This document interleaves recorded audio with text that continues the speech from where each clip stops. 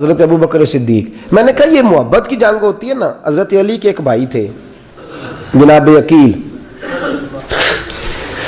جناب عقیل وہ جب انہوں نے کلمہ پڑھا تو نبی پاک کے بڑا قریب رہنے لگے, اور میرے نبی کریم صلی اللہ علیہ وسلم بھی ان سے بڑا پیار کرتے. حضور فرماتے ہیں تیرا کلمہ پڑھنے کی مجھے ڈبل خوشی ہوئی ہے. یا رسول اللہ کس طرح؟ فرمایا ایک میرا تو صحابی بنا ہے, دوسرا تو میرا بھائی تھا مسلمان ہو گیا ہے. حضور بڑا پیار کرتے. اب یہ محبت جو ہوتی ہے نا, اس میں دوڑ بھی لگتی ہے اور یہ بری نہیں ہوتی, یہ دوڑ بڑی اچھی ہوتی ہے. حضرت عقیل اب قریب رہنے لگے. میں نے عرض کیا کہ نبی پاک اپنے ذاتی کام حضرت صدیق اکبر کو بتاتے تھے. گھوڑے کی تیاری فلاں کام کرنا ہے, سیدہ فاطمہ کی شادی کرنی, ہر معاملے میں سیدنا صدیق اکبر پیش تھے.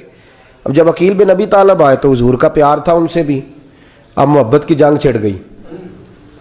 اب جناب عقیل کہتے ہیں میں کہنے لگا یار یہ کہیں پیچھے ہوتا ہی نہیں, ہر معاملے میں اسے پیچھے بٹھاؤ بھی تو آگے آ جاتا ہے, اس نے کیا کمال کر دیا ہے. کہتے ہیں آہستہ نا میں جوان تھا, ابھی نوجوانی کا عالم تھا, تو وہ خاص پہلو میں سمجھنے سے ابھی قاصر تھا. توجہ ہے آپ کی؟ کہتے ہیں ایک دن نا بڑی باتوں میں حضور فرماتے ابو بکر میرا گھوڑا تیار کرو, تو کہتے ہیں میں دوڑ, کہتا تو چھوڑ میں کرتا ہوں. کہتے ہیں میں چپ کر جاتے. جتنی جگہ پہ مجھ سے بن سکا میں نے روکا. حضرت صدیق اکبر بولے, کہتے ہیں ایک دن نا مسجد کی پہلی صف میں بیٹھا تھا. میں نے پچھلے جمعے بھی کہا تھا اگے ہو بوے جڑا پہلو آئے, یہ حکم ہے نا حدیث میں, پہلے آئے اور آگے بیٹھ جائے, گدنے پھلانگنے سے منع کیا. کہتے ہیں ابو بکر صدیق, توجہ ہے آپ کی, ان کی عادت تھی کہ جمعے والے دن مسجد کی صفائی کرتے اور صفائی کر کے سب سے آگے بیٹھ جاتے.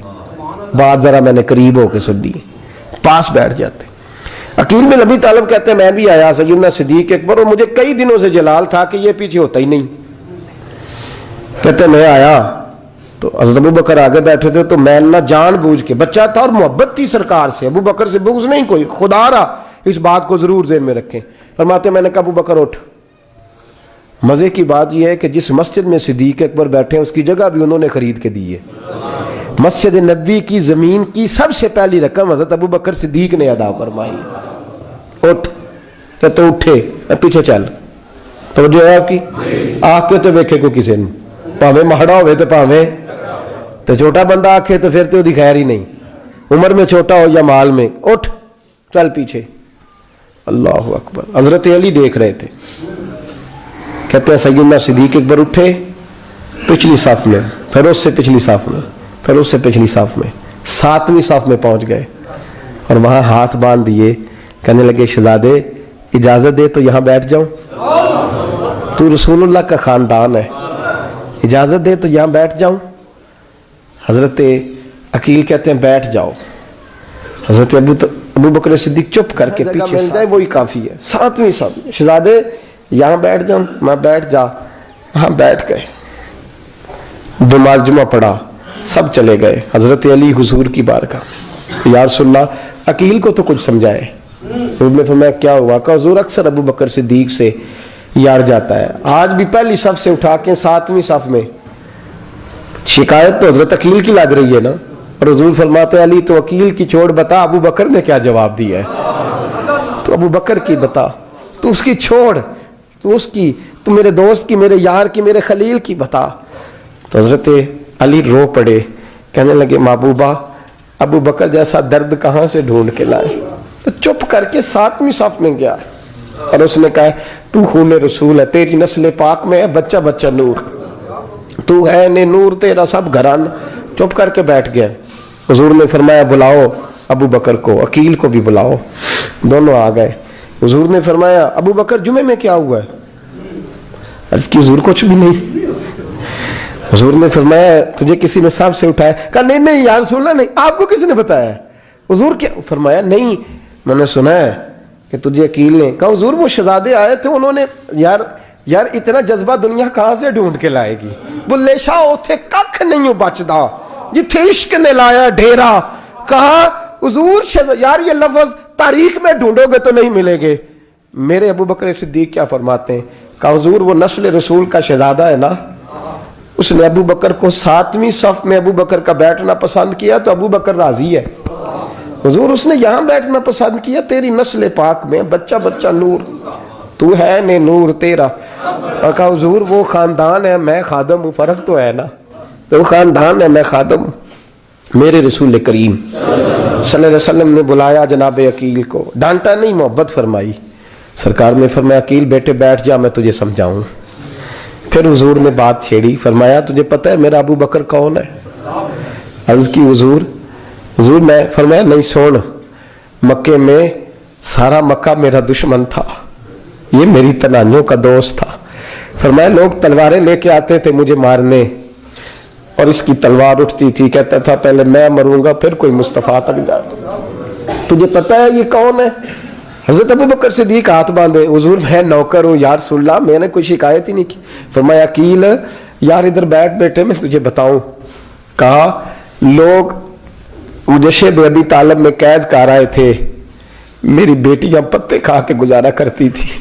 یہ ابو بکر تھا پورے مکے میں جو ظلم سہ کے میرے تک غلہ اور اناج لے کے آتا تھا.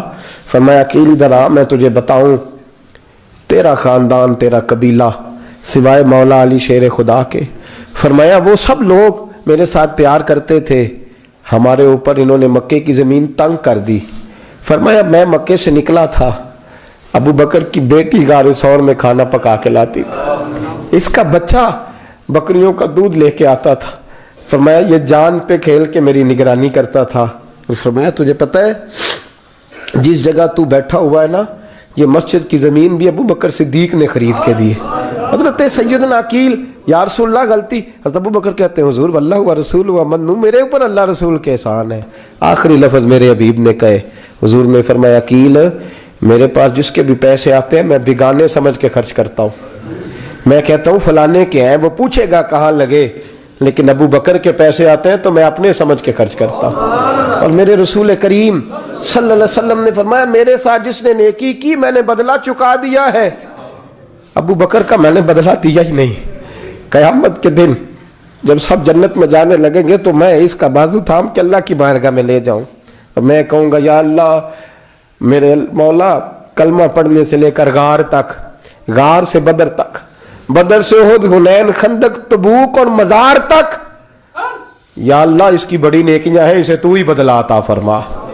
میرے دوستو یہ رنگ حضرت سیدنا صدیق اکبر, بس وہ اقبال نے کہا کہ صدیق کے لیے ہے خدا کا رسول, اور اس سے آگے پیچھے کچھ نہیں. یہ جو ماننے کا انداز ہے نا, یہ دیکھیے نا حضرت ابو بکر صدیق, بڑی دفعہ آپ نے بات سنی ہے لیکن اس بات کی لذت بڑی شاندار ہے. حضرت عمر نے طبیب بلایا ہے ابو بکر کو دکھانے کے لیے ملک شام. پہلے مانتے نہیں تھے, مولا علی کی سفارش ڈالی, پھر دونوں لے کے آئے. سیدنا علی المرتضیٰ بیٹھے ہیں, حضرت عمر بیٹھے ہیں, کہتے ہیں طبیب کو چیک کرو, ملک شام کا بڑا ڈاکٹر ہے. چیک کر لیا تو ڈاکٹر کہنے لگا کوئی مرض نہیں, کوئی تکلیف نہیں, کمزوری بڑی ہے, کمزوری بڑی ہے, ان سے پوچھے انہیں کیا مرض ہے. تو حضرت عمر کہنے لگے یار بول کیا مسئلہ ہے تجھے, کیوں اتنا کمزور اتنا بیمار رہتا ہے, کیا پرابلم ہے, کیا مسئلہ ہے. تو حضرت ابو بکر صدیق نے آنکھیں کھولی اور کہنے لگے عمر تو قسم اٹھا کے بتا, تجھے پتا نہیں مجھے کیا مسئلہ ہے. تو اٹھا نہ قسم, جنہ دے دل بر جانی وچھڑن, کون روے پھر تھوڑا, سب روگاں دائی روگ محمد جس کا نام وچھوڑا. تجھے نہیں پتا تو بول, اگر خبر ہے تو پوچھتا کیوں ہے. میرے دوستو کمال دیکھو, مدینے میں آج بھی مصطفیٰ کو سلام کرو تو ساتھ ہی صدیق اکبر لیٹے ہوئے, ساتھ ہی لیٹے ہوئے. مدینے میں ابو بکر صدیق روز رات کو جا کے اس کے گھر کا کام کاج کر کے آتے. کام بتاؤں کیا تھا اس کا, جاگ رہے ہیں آپ لوگ. اس زمانے میں نا لوگ باتھ روم گھر میں بنا لیتے تھے, شاید پرانے لوگوں نے دیکھے ہوں, وہ اس کے اندر ہی پیشاب پخانہ رہتا تھا.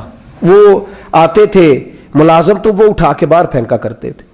وہ بی بی گھر کے اندر پیشاب کرتی, نابینا ہے, وارث کوئی نہیں. ابو بکر صدیق آتے, امیر آدمی, اور اس کا وہ پخانہ پیشاب اٹھا کے باہر پھینک کے آتے. پھر اس کے گھڑے میں پانی بھر کے لاتے, پھر اس کے گھر میں جھاڑو دیتے, پھر اس بوڑھی عورت کو کھانا کھلاتے, پھر اس کو خرچہ دیتے, پھر اس کو کہتے کہ فلاں آدمی کی تیرے پڑوسی کی میں نے ڈیوٹی لگا دی ہے, ضرورت ہو تو اس کو کہہ دینا.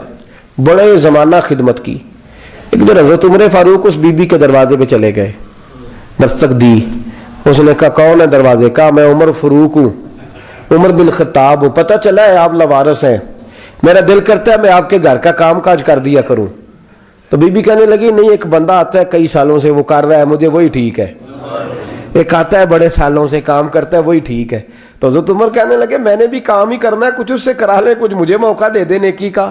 کہنے لگی نہیں وہی ٹھیک ہے. تو فرمانے لگے میرے اندر کیا نقص نظر آیا ہے، اماں جی مجھے بھی ٹائم دیں. تو بی بی کہنے لگی نہیں وہی صحیح ہے. حضرت عمر جذباتی آدمی تھے، جلالی آدمی تھے، کہنے لگے میں نے کہا نہیں مجھے بتاؤ میں کیوں نہیں کر سکتا. تو بوڑھی اماں کہنے لگی تجھ میں اور اس میں فرق ہی بڑا ہے. کہا وہ کیوں؟ کہنے لگے اتنے سال ہو گئے اسے آتے ہوئے، اتنے سال، تو پہلے دن آیا ہے اور آتے کہہ رہا ہے میں عمر بن خطاب ہوں، اپنا نام بتا رہا ہے. سالوں ہو گئے میں روز پوچھتی ہوں تیرا نام کیا ہے، وہ بتاتا ہی نہیں.